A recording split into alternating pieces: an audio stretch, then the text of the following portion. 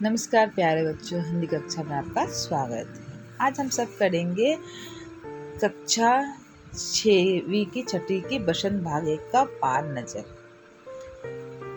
लेखक है जयंत विष्णु नार्लेकर। इनका जन्म हुआ था 19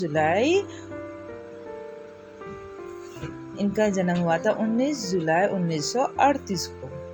जन्म कहाँ हुआ था? जन्म हुआ था कोल्हापुर, महाराष्ट्र में। प्रसिद्ध यह है भारतीय वैज्ञानिक। इनकी प्रमुख रचनाएं हैं धूमकेतु, वामन की वापसी जो उपन्यास है, कृष्ण विवरण व नौलखा हार।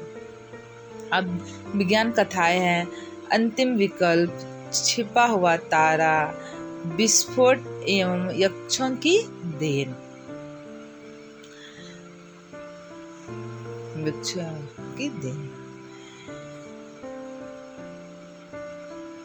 आइए इनके बारे में कुछ और जानते हैं हम सब। पार नजर के पार जयंत विष्णु नार्लेकर की एक मराठी कहानी है जिसका हिंदी में पाठ के रूप में अनुवाद रेखा देशपांडे द्वारा किया गया है। यह कहानी मंगल ग्रह के निवासियों की है। मंगल ग्रह के निवासी जमीन के नीचे रहते हैं। छोटू मंगल ग्रह का एक बालक है। उसके पापा सुरंग रास्ते में जमीन में जाकर काम किया करते थे। आम आदमी को वहां जाने की मनाही थी, पर छोटू अपने पापा का सिक्योरिटी पास लेकर सुरंग में चला गया। छोटू के पापा उस दिन छुट्टी थी, इसलिए वह पास लेकर चला गया। छोटू ने पास को एक खांचे में डाला, दरवाजा खुल गया। छोटू जैसे ही आगे बढ़ता है, सुरंग में लगे निरीक्षण यंत्रों के सहारे सिपाही ने छोटू को पकड़ लिया। निरीक्षण ने छोटू की तस्वीर खींच ली और खतरे की सूचना सिपाहियों को दे दी। सिपाही छोटू को पकड़कर घर छोड़ आए। पापा ने उसे बचा लिया। छोटू के पापा उसे समझाते हुए कहते हैं कि वह जहाँ काम करते हैं वहाँ आम आदमी बिना खास स्पेस सूट के बिना इस माहौल में नहीं जा सकता। यह स्पेस सूट ऑक्सीजन देता है और ठंड से बचाता है। एक खास किस्म के जूतों और प्रशिक्षण के कारण ही वहाँ चल फिर सकते हैं।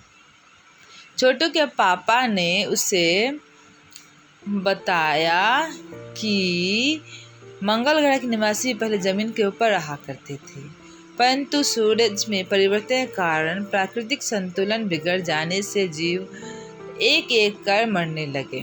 तब अपनी तकनीकी ज्ञान के आधार पर उन लोगों ने जमीन के नीचे घर बना लिया।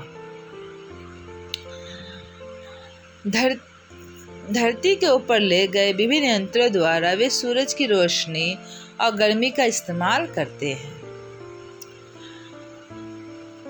छोटू के पापा ने कहा कि वे और कुछ चुनिंदा लोग यंत्रों का ध्यान रखते हैं। छोटू बड़े होकर यही काम करने की इच्छा जाहिर करता है। दूसरे दिन उसके पापा को पता चला कि एक अंतरिक्ष यान मंगल ग्रह की ओर बढ़ रहा है। कॉलोनी प्रबंधक समिति की मीटिंग बुलाई गई।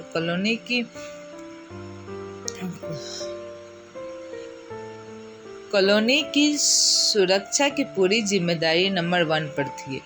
उसने कहा उनके पास यान को समाप्त करने की क्षमता है, परंतु नंबर 2 जो वैज्ञानिक थे उन्होंने कहा अगर हम यान को नष्ट करते हैं तो दूसरे ग्रह के लोगों को हमारे बारे में जानकारी मिल जाएगी। नंबर 3 जो सामाजिक व्यवस्था का काम देखते हैं उन्होंने कहा कि अगर दूसरे लोगों को हमारे बारे में पता चला तो अगली बार और भी सक्षम यंत्र भेजेंगे। ये बातें हो ही रही थी कि खबर आती है यान धरती पर उतर चुका है।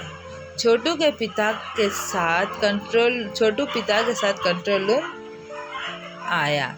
छोटू के पिता के साथ कंट्रोल रूम, उसके पिता ने उसे एक कंसोल दिखाया जिस पर कई बटन लगे थे। उसी समय अंतरिक्ष यान से एक यांत्रिक हाथ बाहर निकाला।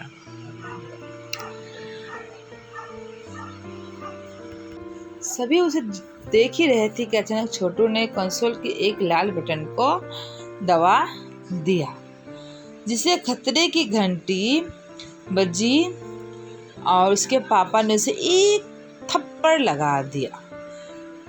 परंतु जब तक लाल बटन ने अपना काम कर दिया था, यांत्रिक हाथ बेकार हो गया।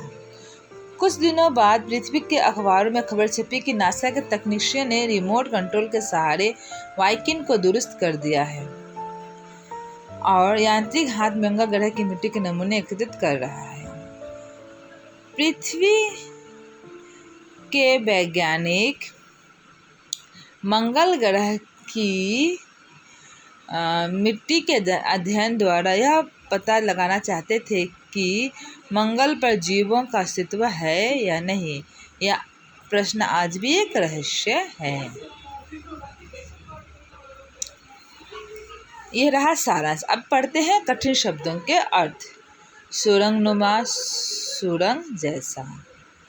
मनाही, मना करना, रोकना।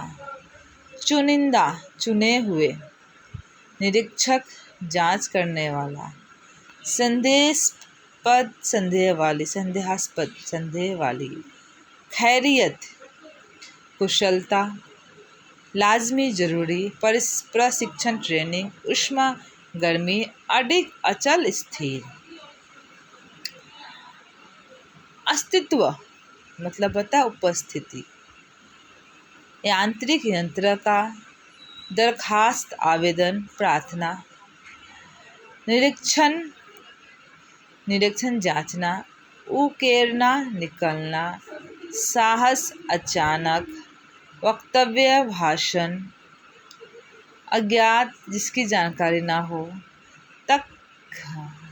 तकनीशियक, तकनीक के जानकार। दुरुस्त, ठीक। सृष्टि, रचना। धन्यवाद बच्चों, आज हम लोग यहीं तक करेंगे। आशा है आप लोगों को पाठ समझ में आ गई होगी सारांश। अब अगली कक्षा में हम सब इसका प्रश्न उत्तर करेंगे। बहुत बहुत धन्यवाद।